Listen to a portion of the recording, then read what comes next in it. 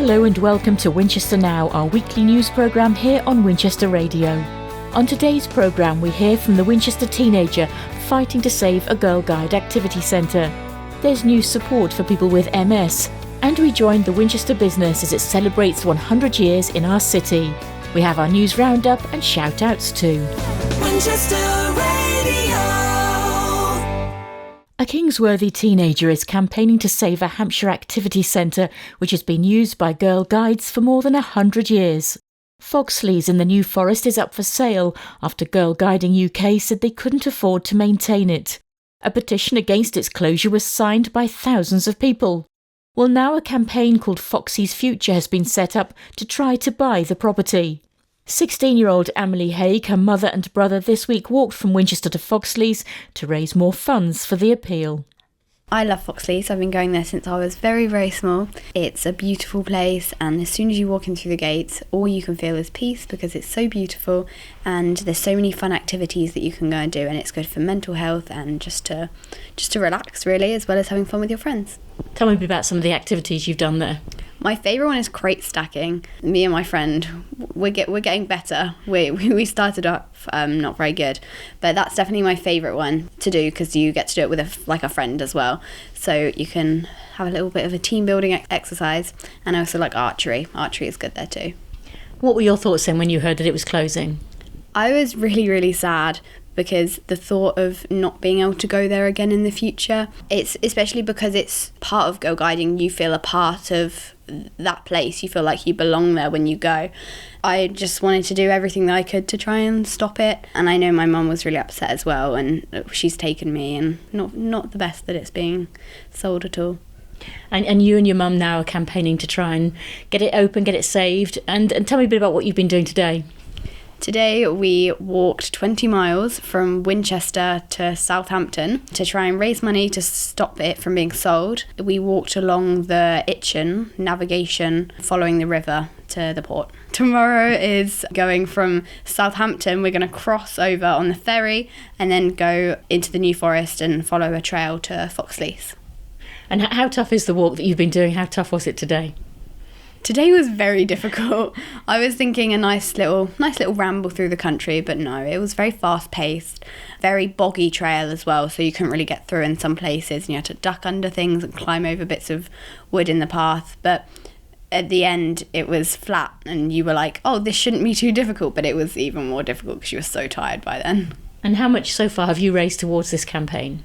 £1,300, but hopefully that will go up the more that we keep walking. And the fact that you're putting yourself through this, it shows how much this place means to you and to everybody that you know. Yeah, and seeing the comments come through of the people that have donated and all of their good luck wishes and their memories of Foxley's makes you realise why you need to keep walking and keep raising money so that you and your future generations will be able to go there.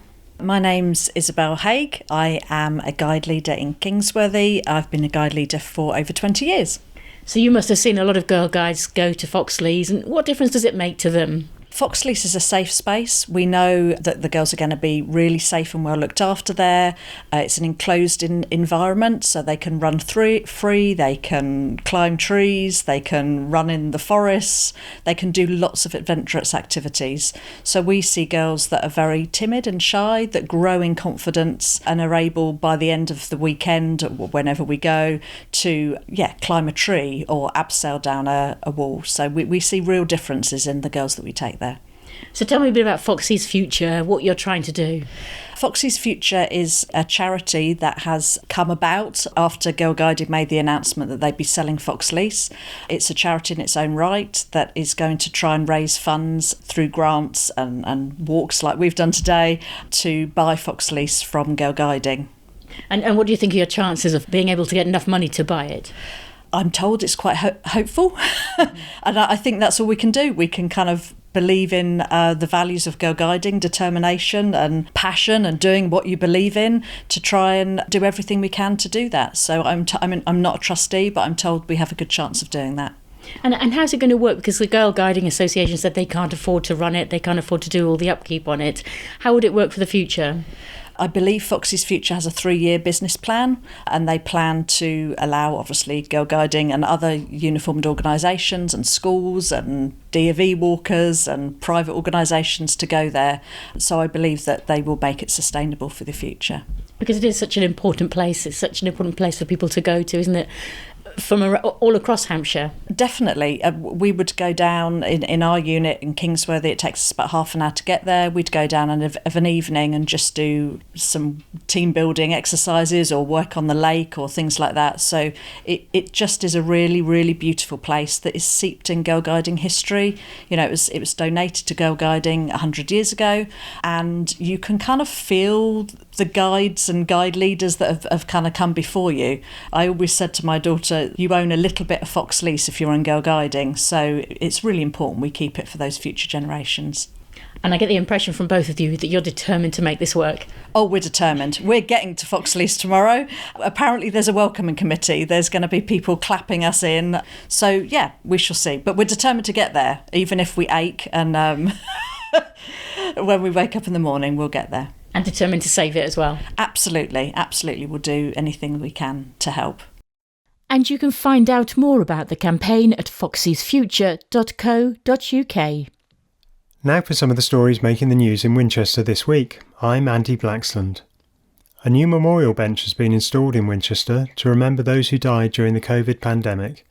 The bench in the Abbey Gardens has been commissioned and funded by Winchester Bereavement Support and installed with the support of the City Council.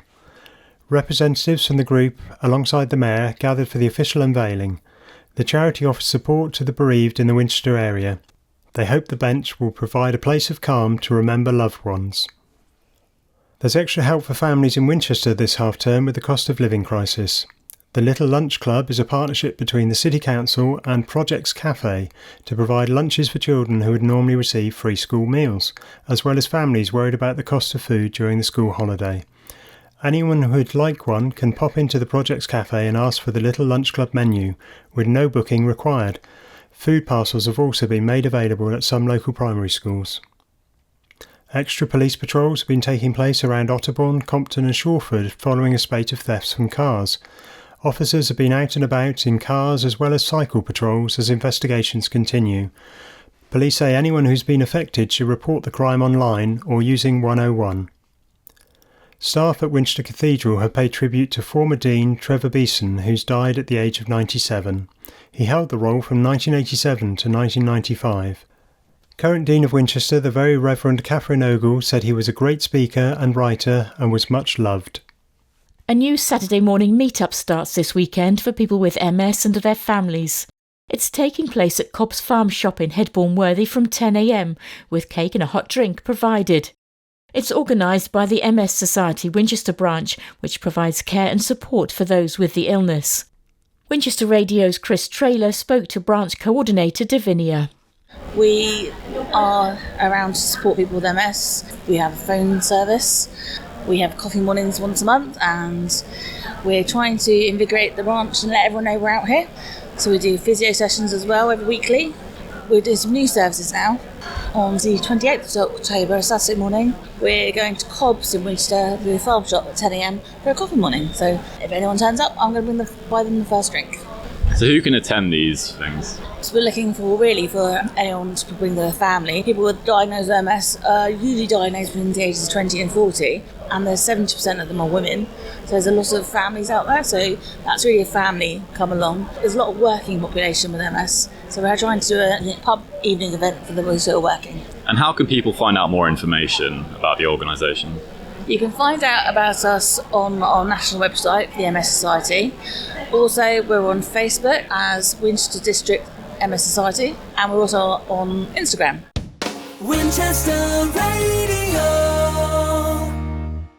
Last weekend saw the culmination of Winchester Fashion Week. It included exhibitions, workshops and a fashion show. Many local shops were involved along with students from Winchester University.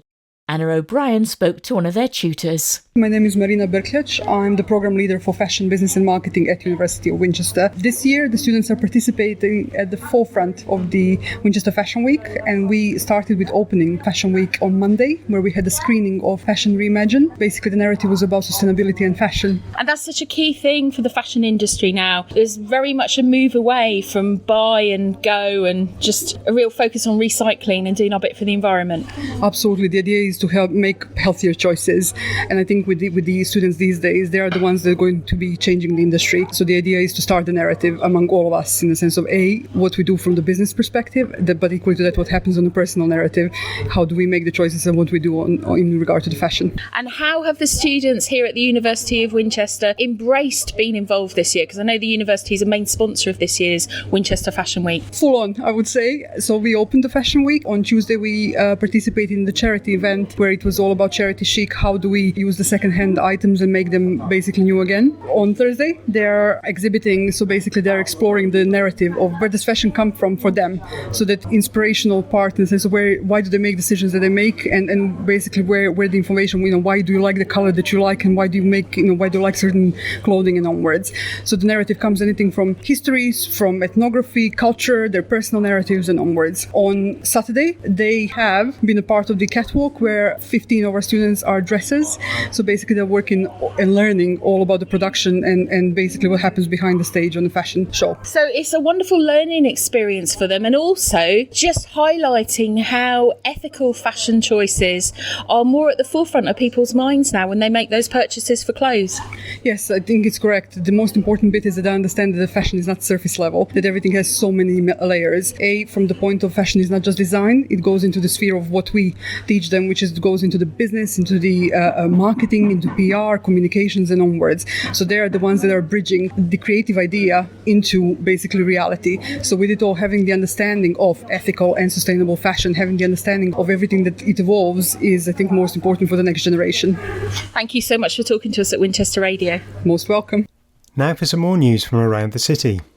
Roman artefacts being found by archaeologists on the route of a proposed pipeline in Hampshire. Wessex Archaeology, working with Southern Water, discovered a Roman grave and coin during an investigation carried out as part of the company's Water for Life project, which includes a pipeline from Havant to Winchester. The exact location of the findings haven't been made known, but archaeologists say they learned something extra with each new discovery. Work is underway in the cathedral grounds ahead of this year's Christmas market. The wooden chalets are being erected in preparation for the annual event, which opens on Friday the 17th of November and runs until Thursday 21st of December. Last year the Christmas market saw record numbers with more than 400,000 visitors. And the deadline is approaching for people to name a local hero to switch on the city's Christmas lights. The event will take place on Thursday the 16th of November on the Broadway, including Santa's sleigh, live music and dance performances. People have until next Tuesday to nominate a worthy person to press the giant button that will light up the city. Head to the Winchester Bib website for more details. It's Paul Blitz here again with the Winchester Now weekly shout-out. And our first shout-out this week is to celebrate the 21 young people at the Winchester Science Centre and Planetarium who make up the charity's Young Steering Group. These hard-working and dedicated young volunteers from across Hampshire and the surrounding counties have been presented with the Marsh Trust Volunteering Youth Prize Award, recognising their passion and dedication to the charity. Well done to all the Purple Night Walkers who undertook a 6-kilometre circular walk around the city to raise funds for our local Winchester Hospice. The successful event raised nearly £4,000 and organisers have confirmed it's set to be an annual autumn fundraiser for the charity. The Winchester Hospice is the only adult hospice in the city that provides palliative and end-of-life care to those with life-limiting illnesses. A big thank you has been given to the members of the Women's Royal British Legion and the Sutton Scotney Knit and Natter Group for the wonderful knitted poppies which have been added to the gates and fencing at the Mayor of Winchester's official residence, Abbey House. A beautiful banner of poppies can also be seen on the cathedral railings. 2-minute silence will be held on the steps of Winchester Guildhall on Armistice Day, Saturday the 11th of November at 11 a.m, with a service of remembrance at the cathedral on Sunday the 12th. And a drum roll now for 3 young people who have won the Hampshire Young Poets 2023 competition. The event was organised by Hampshire Cultural Trust in partnership with the Winchester Poetry Festival. There were over 160 entries from across the county, and Joy Kamara, Nia Matthews and Ella Teig were announced as winners in the different age categories. The poems all capture the theme of home, and the young poets were invited to a special presentation event at the Ark. The judges were said to have been inspired and moved by their creativity. We'll have more shout-outs for you on next week's show. Winchester Radio. A Winchester Opticians has celebrated its 100th birthday. One of the oldest opticians in the country, Rawlins was first established in the city in 1923 as a family-run business. A special party was held to mark the centenary. I went along and spoke first to Chairman Claire Shipway. Well, we started in 1895. Our founder was Alfred Rawling, and we started the business in Croydon, in Surrey. He had 4 sons, and they kind of all split different ways, which is why we've got some of the branches opening in the Hampshire area. So tell me a bit about the branch here in Winchester, how that all came about. So Winchester was founded in 1923. We started in first floor premises opposite the Buttercross, and later moved to where we are now, currently, in the 1930. The founder member was Alfred, and then his son Frank took over the business in 1930, and then his daughter Jean also was in the business. What do you know about those early days, what it was like? I know that we did advertise, had a lantern with the shape of an eye on it when we were on the first floor buildings. That used to shine down onto the road. We had to stop that because it used to frighten the horses that used to go up and down the high street. So in the early days we were here during the Second World War, and we helped fit gas masks to the general population. We've seen lots of changes over the years. Just tell me a bit about some of the changes that you've seen.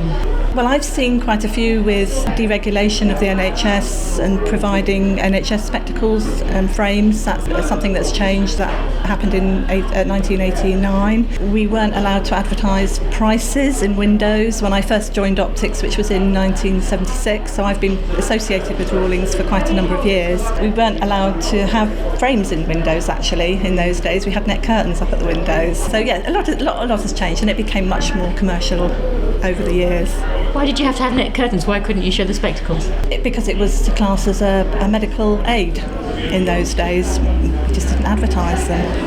Yeah. Tell me how it feels then for the company to be 100 years old. You know, what does it mean to the firm? I think it's a very proud moment, actually, because that we have managed to remain competitive in a very competitive market. There's a lot more competition out there within optics. We've remained family owned. You know, we still have family members working in the business today, 4th generation family members, and even my own family are in the business. You know, it's got a good sort of ethos about it, and I think that we look after our staff, look after our patients, which I think puts us in good stead, really. You must have some loyal customers who've been coming here for a number of years. We do have a lot of loyal customers, and we're very grateful for them, and I think, you know, a lot of them are friends now. They know that they're going to come in and see the same person. We get to know what their needs are.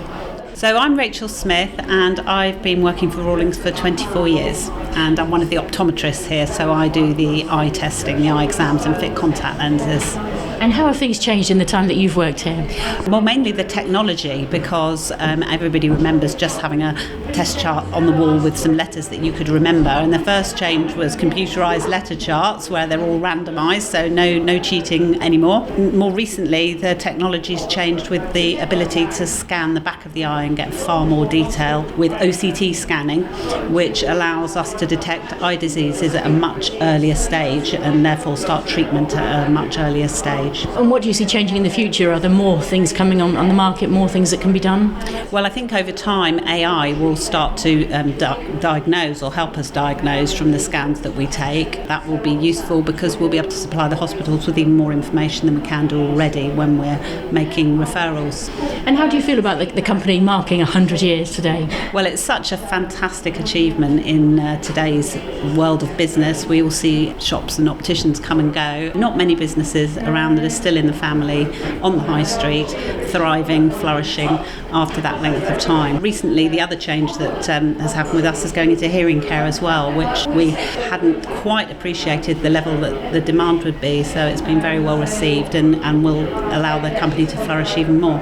And tell me a bit about the party that you've got going on here today. The party that we've got going on here, well, we've been entertained by Blue Apple with the choir that we had earlier, which was lovely. We are raising funds for charity for them, and I think it was just a celebration really to recognise the fact that there's not many businesses in Winchester that can say that they're 100 years old, so it's to recognise that and enjoy that for our staff and our patients. We've got a lot of our ex-employees, retired members of staff, and former directors of the company are all here today as well, which is really nice.